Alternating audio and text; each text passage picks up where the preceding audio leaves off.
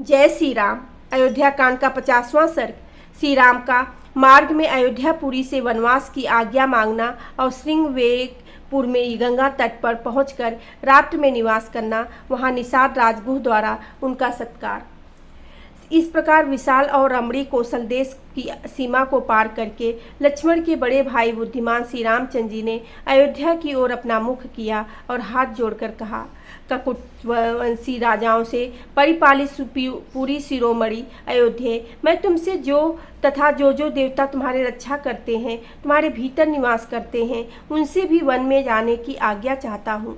वनवास की अवधि पूरी करके महाराज के ऋण से उत्तीर्ण हो मैं पुनः लौटकर तुम्हारा दर्शन करूँगा और अपने माता पिता से भी मिलूंगा। इसके बाद सुंदर एवं अरुण नेत्र वाले श्री राम ने दाहिनी भुजा उठाकर नेत्रों से आंसू बहाते हुए दुखी होकर जनपद के लोगों से कहा, आपने मुझ पर बड़ी कृपा की और यथोचित दया दिखाई। मेरे लिए आप लोगों ने बहुत देर तक कष्ट सहन किया। इस प्रकार आपका देर तक दुख में पड़े रहना अच्छा नहीं है, इसलिए अब आप लोग अपना अपना कार्य करने के लिए जाइए। यह सुनकर उन मनुष्यों ने महात्मा श्री राम को प्रणाम करके उनकी परिक्रमा की और घोर विलाप करते हुए वे जहाँ तहाँ खड़े हो गए। उनकी आंखें अभी श्री राम के दर्शन से तृप्त नहीं हुई थी। वे पूर्वोक्त रूप से विलाप कर ही रहे थे। इतने में श्री रघुनाथ जी उनकी दृष्टि से ओझल हो गए, जैसे सूर्य प्रदोष काल में छिप जाता है। इसके बाद पुरुष सिंह श्री राम रथ के द्वारा ही उस कौशल जनपद को लांघ गए, जो धन्य धान्य से संपन्न और सुखदायक था। वहाँ के सब लोग दानशील थे। उस जनपद में कहीं कोई भी भय नहीं था। वहाँ के भूभाग रमणी एवं चैत्य वृक्षों तथा यज्ञ संबंधित यूपों से व्याप्त था। बहुत से उद्यान और ये आमों के वन तथा जनपद की शोभा बढ़ाते थे। जहाँ जल से भरे हुए बहुत से जलाशय सुशोभित थे। सारा जनपद हिष्ट पुष्ट मनुष्यों से भरा था। गौों के समूह से व्याप्त और सेवित था। वहाँ के ग्रामों की बहुत से नरेश रक्षा करते थे तथा वहाँ वेद मंत्रों की ध्वनि गूंजती रहती थी। कौशल देश से आगे बढ़ने पर धैर्यवानों में श्रेष्ठ श्री रामचंद्र जी मध्य मार्ग से ऐसे राज्य से होकर निकले, जो सुख सुविधा से युक्त, धन धान्य से संपन्न, रमणी उद्यानों से व्याप्त तथा सामंत नरेशों के उपभोग में आने वाला था। उस राज्य में श्री रघुनाथ जी ने त्रिपथगामिनी दिव्य नदी गंगा का दर्शन किया, जो शीतल जल से भरी हुई, सेवारों से रहित तथा रमणीय थी। बहुत से महिषी उनका सेवन करते थे। उनके तट पर थोड़ी थोड़ी दूर पर बहुत से सुंदर आश्रम बने थे, जो उन देव नदी की शोभा बढ़ाते थे। समय समय पर हर्ष भरी अप्सराएं भी उतरकर उनके जलकुंठ का सेवन किया करती थी। वे गंगा सबका कल्याण करने वाली है। देवता, दानव, गंधर्व और किन्नर उन शिव स्वरूपा भागीरथी का शोभा बढ़ाते हैं। नागों और गंधर्वों की पत्नियां उनके जल का सदा सेवन करते हैं। गंगा के दोनों तटों पर देवताओं के सैकड़ों पर्वतीय क्रीड़ा स्थल हैं। उनके भीतर देवताओं के बहुत से उद्यान भी है। वे देवताओं की क्रीड़ा के लिए आकाश में भी विद्यमान हैं और वहाँ देवपत्नी के रूप में विख्यात हैं।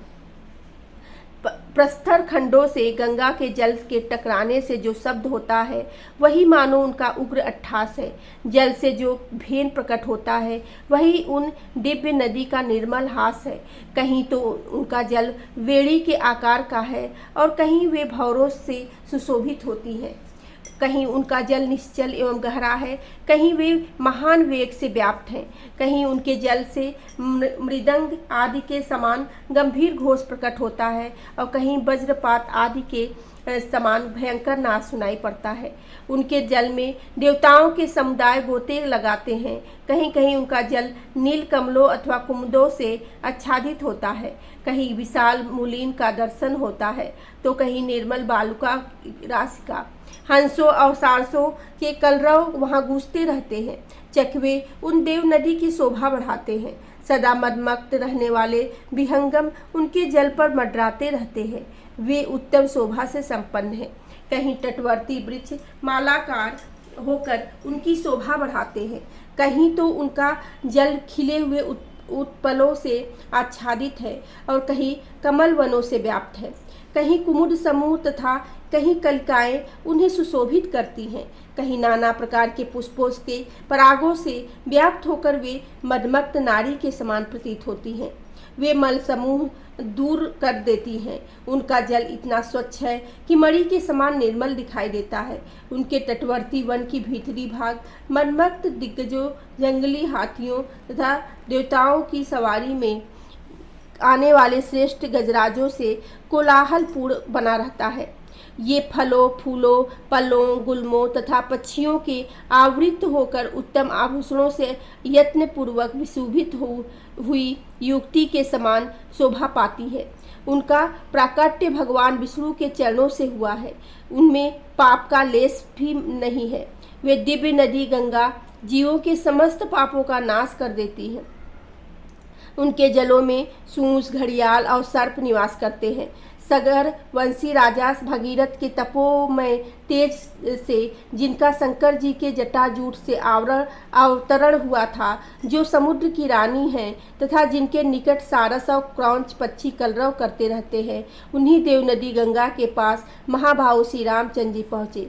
गंगा की वह धारा नृसिंहवेरपुर में बह रही थी, जिनके आवर्त लहरों से व्याप्त थे। उन गंगा जी का दर्शन करके महारथी श्री राम ने सारथी सुमंत्र से कहा, सूत, आज हम लोग यहीं रहेंगे। सारथे गंगा जी के समीप ही जो यह बहुत सी फूलों और नए नए पलों से सुशोभित महान इंदुदी का वृक्ष है, इसी के नीचे आज रात में हम निवास करेंगे, जिनका जल देवताओं, मनुष्यों, गंधर्वों, सर्पों, पशुओं तथा पक्षियों के लिए भी साम आदरणीय है। उन कल्याण स्वरूपा सरिताओं में श्रेष्ठ गंगा जी का भी मुझे यहाँ से दर्शन होता रहेगा। तब लक्ष्मण और सुमंत्र भी श्री रामचंद्र जी से बहुत अच्छा कहकर अस्त्रों द्वारा इस इंगुदी वृक्ष के समीप पहुँचे। उस रमणीय वृक्ष के पास पहुंचकर इक्ष्वाकु नंदन श्री राम अपनी पत्नी सीता और भाई लक्ष्मण के साथ रथ से उतर गए।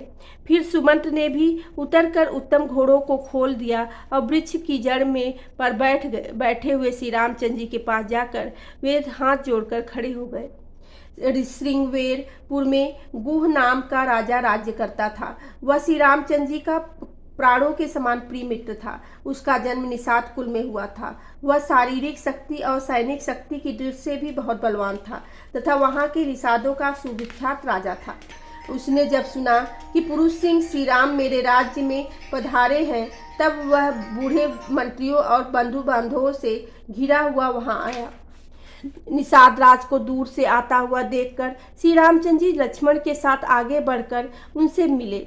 श्री रामचंद्र जी को वल्कल आदि धारण किए देख गुह को बड़ा दुख हुआ। उसने श्री रामचंद्र जी को हृदय से लगाकर कहा, श्री राम, आपके लिए जैसे अयोध्या का राज्य है, उसी प्रकार यह राज्य भी है। बताइए, मैं आपकी क्या सेवा करूं? महाभाव, आप जैसा प्रिय अतिथि किसको सुलभ होगा? मेरे फिर भांति भांति का उत्तम अन्न लेकर वह इस सेवा में उपस्थित हुआ। उसने शीघ्र ही अर्घ निवेदन किया और इस प्रकार कहा, महाभाव, आपका स्वागत है। यह सारी भूमि जो मेरे अधिकार में है आपकी ही है। हम आपके सेवक हैं और आप हमारे स्वामी। आज से आप ही हमारे इस राज्य का भली भांति शासन करें।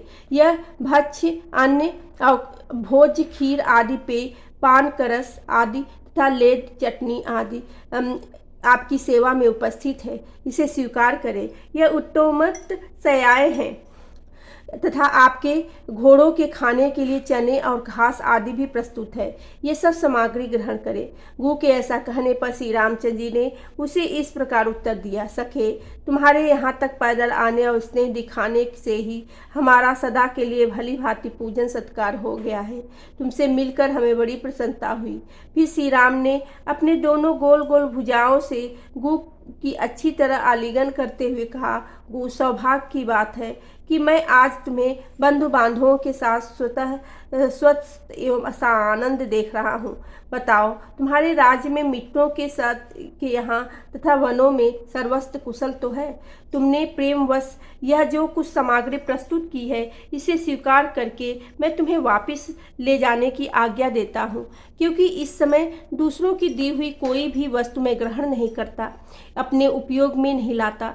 वल्कल और मृगचर्म धारण करके फल मूल का आहार करता हूँ और धर्म में स्थित रहकर तापस वेश में वन के भीतर ही विचरता हूँ। इन दिनों तुम मुझे इसी नियम में स्थिर जानो।